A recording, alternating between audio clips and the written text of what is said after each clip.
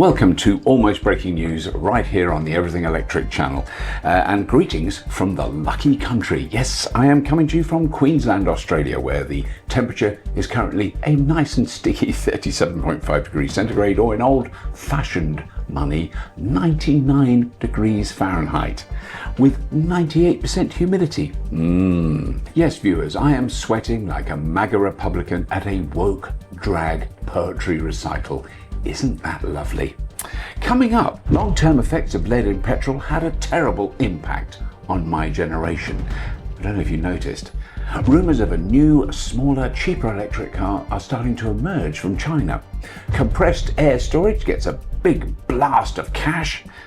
Ethiopia leads the way in the electric vehicle transition. Subaru helps install the world's most remote electric car charger. Toyota get radical and rename their cars. Pro-hydrogen company Wrightbus go battery electric. A new electric donut motor is a proper game changer, and yet more evidence that integrated renewables are the cheapest source of power, plus a couple of really cool solar stories as the technology really starts to take over. All this and more on Almost Breaking News right here on the Everything Electric channel. Now, just before I dive in, it's only a few days before the Everything Electric show in Sydney on the 7th, 8th and 9th of March. This is going to be a proper record-breaking event for us. The most test drives we've ever done anywhere in the whole universe. The most manufacturers taking part, plus an incredible array of clean tech on display, vehicles from the tiny to the truly massive, dozens of talks and interviews with amazing Australians. I can't wait to be there. And we're back in Australia again in November in beautiful downtown Melbourne. So check that out. But the next Everything Electric event after Sydney is in London on the 16th, 17th and 18th of April. We've teamed up with Duracell Energy to celebrate their brilliant ecosystem of home energy products and their platinum homeowner offer by giving away a Duracell bunny. To win, simply watch to the end and answer a question about the Fully Charged show. This first story is utterly devastating for my generation. It's not an opinion piece from some random blog or conspiracy theory rant on social media, but from a highly respected American institution, the Association for Child and Adolescent Mental Health. This is the result of years of research.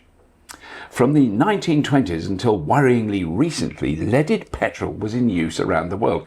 Billions of engines burning fuel with added lead. I'm not making it up, seriously. When historians look back from a couple of hundred years in the future, they really think we were all mad, which, due to inhaling leaded petrol fumes from combustion engines, we kind of literally are.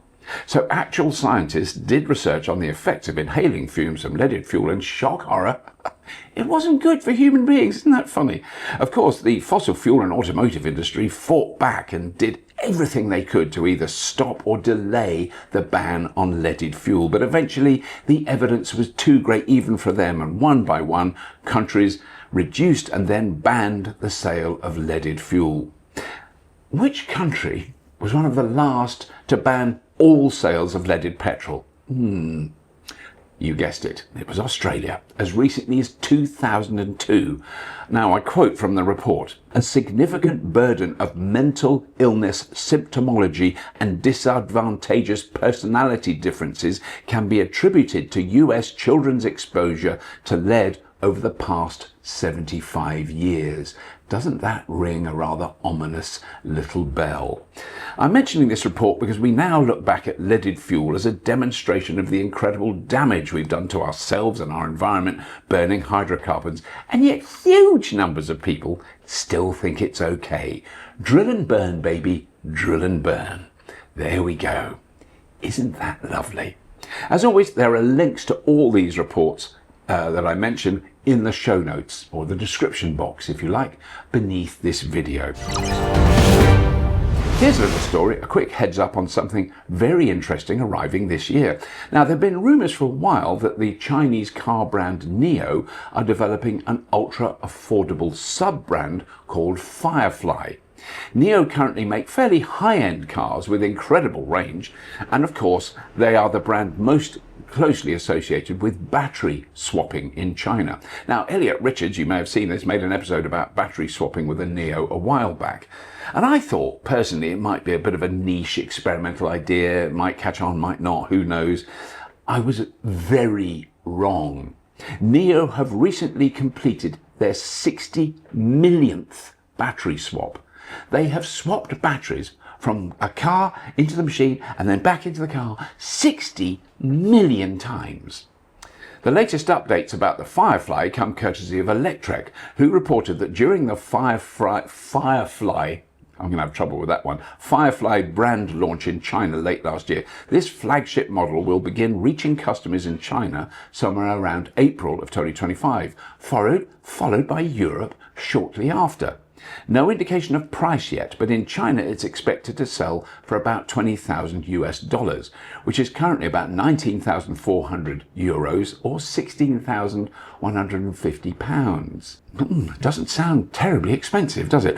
We will of course be bringing a lot more news about the Firefly in coming months. Very exciting. Next story. Compressed air storage. What the hell? Big batteries are being installed at a dizzying rate, as we know, all around the world, but there's always room for other methods, and compressed air storage seems to be emerging as a viable alternative. I've seen a big experimental compressed air storage system at Birmingham University in the UK, but now a Canadian company called Hydrostore have just received over $1 billion of funding for a 500 megawatt, 4 gigawatt hour advanced compressed air energy storage project to be built in Rosemont in California.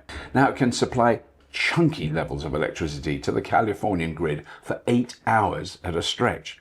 The company behind this are also in the process of a much bigger underground compressed air storage facility in New South Wales, Australia. Very interesting. I will try to find out more. Next story. Ethiopia. A country with an incredibly long history of human occupation. It turns out we're kind of all Ethiopians. They are very serious about adopting electric transport technology. They've just installed ultra-fast chargers in Addis Ababa. Yes, they are literally vaulting ahead. And in case you didn't know, Ethiopia was the first country in the world to totally ban the import of new combustion vehicles. Not in 2030 or 2035 with loads of compromises and hedges and maybe hybrids and all those boring arguments. No, they've already done it. The ban was implemented last year. You can no longer buy a new combustion engine vehicle in Ethiopia.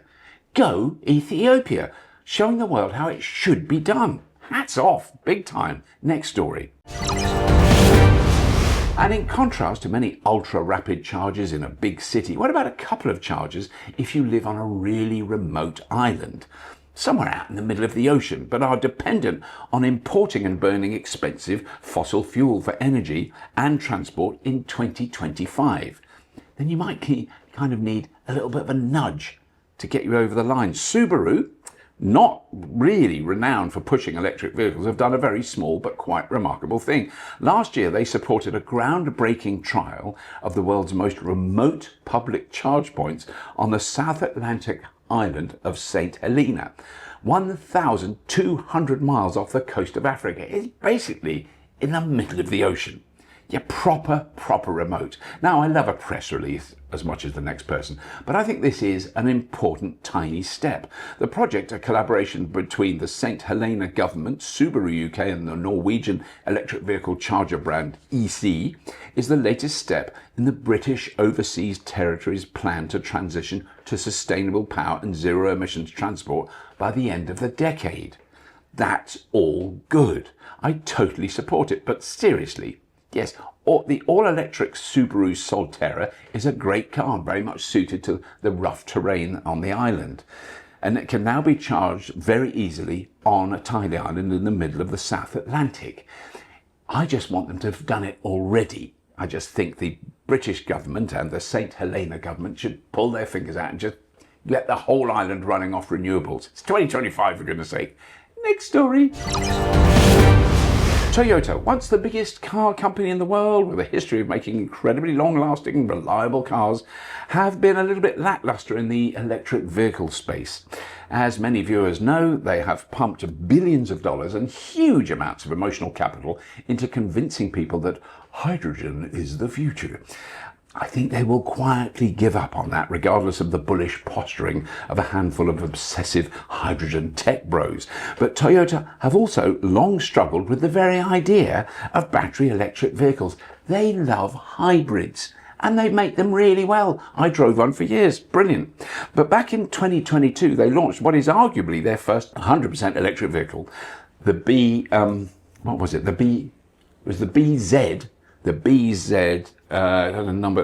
the BZ4X, that was it, yeah. Now, okay, it's easy to make fun of vehicle names, as we all know. Many car companies use weird generic names or very masculine combinations of letters and numbers to differentiate their almost identical vehicles.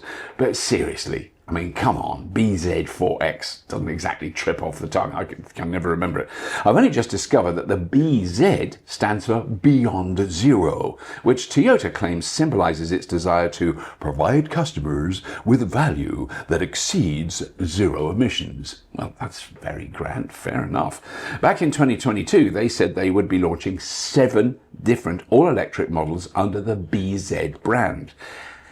But they've moved on. Their new models will likely use names that Toyota have already used. Like, I don't know, Corolla, RAV4, Prius, I don't know. They've not announced anything yet, just that they're going to use familiar names, not bizarre strings of letters and numbers. Now, personally, I'm looking forward to seeing what the new electric models Toyota are bringing out, because all other issues aside, they do make very good cars. So that's all very good news.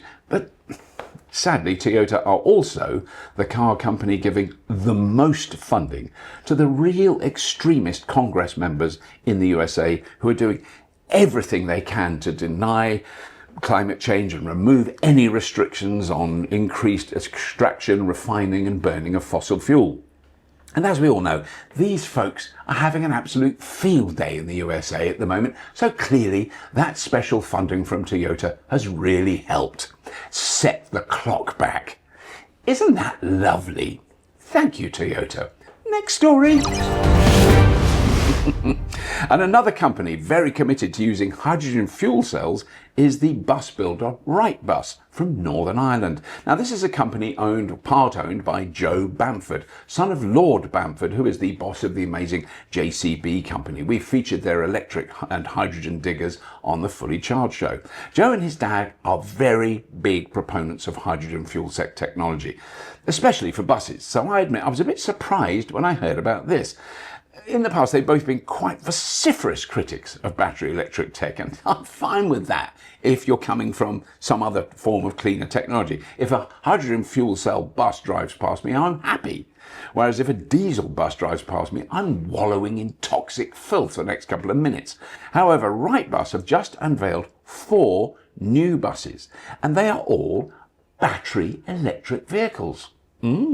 Under the new Wright Tech brand, the company is launching a battery electric 7.5 ton truck, as well as a 6 metre and a 9 metre long electric bus. A battery electric bus. They'll be sold in the UK, Ireland and Europe. Did I mention they were battery electric? Sorry, I did, didn't I? And while I'm on the topic of buses, there are now 1,397 battery electric buses servicing the people of London. But to put those numbers into kind of balanced perspective, as of 2022, so things will have moved on a lot since then, there were approximately 455,500 pure electric city buses operating in Chinese cities. It doesn't matter how you spin it, the Chinese are streaking ahead while the Americans ram the anchors into the ground and make sure nothing new gets developed. Isn't that lovely? Next story. Here's my opinion of combustion engines. They're amazing. No, they're the result of over 100 years of refinement, tweaking, clever improvements and amazing manufacturing efficiency, making them cheap to turn out. But essentially the underlying technology, the physics of exploding a vaporized liquid within a sealed cylinder is exactly the same now as it was 120 years ago. Now, you could try to argue the same with electric motors. The designs of very early electric motors from 150 years ago are very recognizable today. Except we have seen massive improvements in electric motors in the last 10 years specifically. Really deep, profound innovation, which changes the landscape and makes them smaller, lighter, and obviously much more efficient. And now, out of jolly old England, comes a very new electric motor, the doughnut. Donuts. Yes, the new doughnut motor can produce over 850 horsepower but weighs a mere 40 kilos or 88 pounds. In comparison, to produce 850 horsepower using a petrol combustion engine, you'd need a big lump weighing in at excess of 340 kilograms or 750 pounds. The electric motors from this British startup were on display at the recent Consumer Electronics Show in Vegas. I've attended this event a couple of times a few years back, and it is insanely big. So the fact that this tiny electric motor has garnered any press attention shows what a big step it represents. The reason the motor is donut shaped is because it's specifically designed to be built into the wheel of a vehicle, thereby removing the need for complex, expensive and energy sapping transmission systems. There's loads of problems with in-wheel motors, often due to the excess weight, but they're talking about a much lighter, smaller and more powerful motor. The company makes a wide range of these motors, from small ones for drones to chunky ones for cars and trucks. However, the point is, these new designs and new technologies are changing the way we think about motors and the machines that move us and the goods we need. We are no longer stuck with having to make room for a massive, lumpy, single block of dirty metal, inefficient combustion engine built into the vehicle, taking up so much room and adding so much weight, so heavy. We will hopefully be reporting in more detail on their doughnut motors later this year. Next story. Back to Australia, and a story from Renew Economy by friend of the show, Giles Parkinson. The Commonwealth Scientific and Industrial Research Organisation, otherwise known as CSIRO, have produced a very well-researched annual report which has come to the same conclusion year in, year out as it has done many times before. Basically, integrated renewables are by far the lowest cost option for Australia as it seeks to replace its ageing fleet of coal and gas-fired generators. The report notes prices of both solar PV and battery storage have fallen again and are now lower than they were before the global price spikes caused by the Russian invasion of Ukraine. Do you notice how I said that? The Russian invasion of Ukraine. Ukraine didn't invade Russia. No, Russia invaded Ukraine, a sovereign neighbouring nation. That's what actually happened. Doesn't matter what anyone says. Battery storage has shown the most dramatic cost reductions, down 20% in the last 12 months alone, while solar has fallen another 8%. You've got to remember, solar has got so much cheaper in the last 10 years it makes your eyes run. Maybe your nose run, your eyes water, whatever. It's incredible. Now, the reason this report is getting a bit of attention here in Australia is there is a coming federal election, and the current opposition leader, one Peter Dutton, backed by his wealthy pals in the coal and gas industry, has gone all out on nuclear. Wait, the coal and gas posse are keen on nuclear? How does that work? Well, it's quite straightforward. I don't think nuclear or renewables or even gas and coal are political technologies. They're just technologies that we as human beings have to choose between and weigh up the advantages and disadvantages of them. But for fairly obvious reasons, and it's very tied to money, of course, very wealthy conservative people in power love the idea, not the reality, the idea of nuclear. Because if you're a very wealthy Conservative politician, then a big part of your job is to support and maintain the fossil fuel industry, because they will bankroll you with millions of dollars. So then you say you are pro-nuclear. Ah, yeah, mate, we're pro-nuclear. Which in turn means those coal and oil company bosses can sit back and relax. A new nuclear power plant will take a minimum of 20 to 25 years to build. It will cost hundreds of billions of dollars, and it will eventually produce the most expensive electricity the human race has ever generated. If you are questioning the logic behind that statement, just check out how far behind schedule and how much over budget Hinkley Point C is in the UK. I made a video about that probably 10 years ago, and nothing much has moved on except it's got a lot more expensive. Just thought I'd mention that. No, so I'm stating here and now, Australia will never build a nuclear power plant, but they know it guarantees another 20 years of burning coal and gas, and that'll keep them very happy. The only hole in this tasty little scheme is that it is so much faster and cheaper to install wind and solar and batteries, and it's getting cheaper all the time, not more expensive, and it's getting faster all the time. And we're now seeing genuinely impressive drops in the sale of gas and coal for power generation in the UK, Europe, and particularly here in Australia. Australia, as it's fairly obvious, there is a fairly healthy abundance of sunshine. In the last 20 years, the number of homes and businesses with solar installed has gone from nearly zero to well over 4 million properties. Where I'm sitting now, all the light, all the power, it's coming off the roof, and it's charging a car. This is from another report on the ABC News site. If you consider that the average amount of output from each rooftop installation is between 6 and 8 kilowatts, then the total amount produced on all these domestic rooftops on a sunny day is close to 30 gigawatts. And I want to point out this is just from rooftop solar, not from solar farms or big wind farms out in the bush. 30 gigawatts is literally too much power. It's a problem. Although there are now plenty of people here in the business who are just saying, don't worry about it, mate.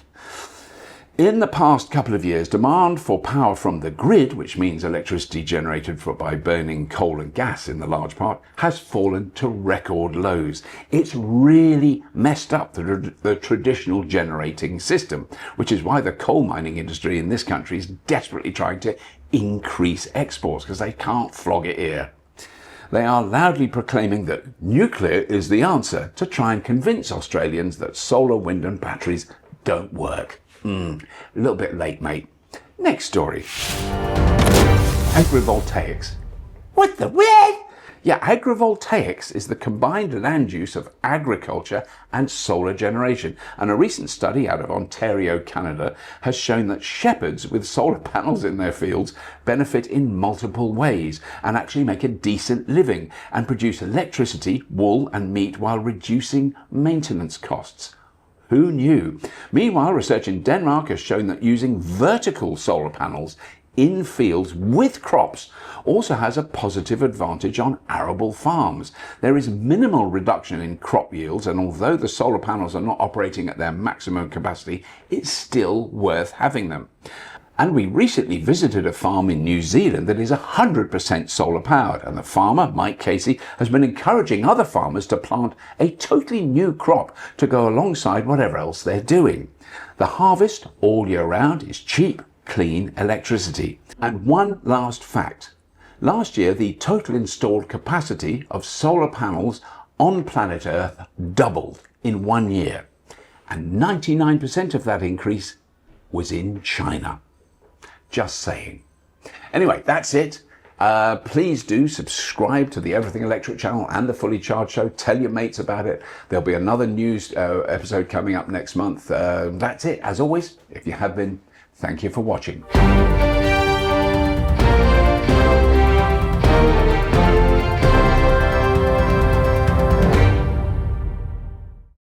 We're really excited to partner with Duracell Energy to showcase their amazing renewable energy solutions. If you want to reduce your energy bills and join the renewable energy transition, installing home battery storage and solar panels at home is a great way to start. Duracell Energy's ecosystem of products typically partners with solar panels, but they can be just as effective without it, particularly for electric vehicle owners or anyone looking to take control of their energy. And with Duracell Energy's Platinum Homeowner offer, viewers can get a custom service that pairs you with top quality products and the best installers in your area. Your installation also comes with a 20-point check, a 6-month performance review, system health checks at 3 and 10-year periods, and outstanding local UK customer support every step of the way. Duracell Energy's batteries, inverters and EV chargers work together on one easy-to-use app. With features like dynamic tariff integration and grid services, you'll be able to maximise your return. Ready to get started? You can get your quote today. And don't forget, we're also giving away a Duracell Energy Bunny in every episode. Just answer the question about Fully Charged by following the link in the description. Good luck!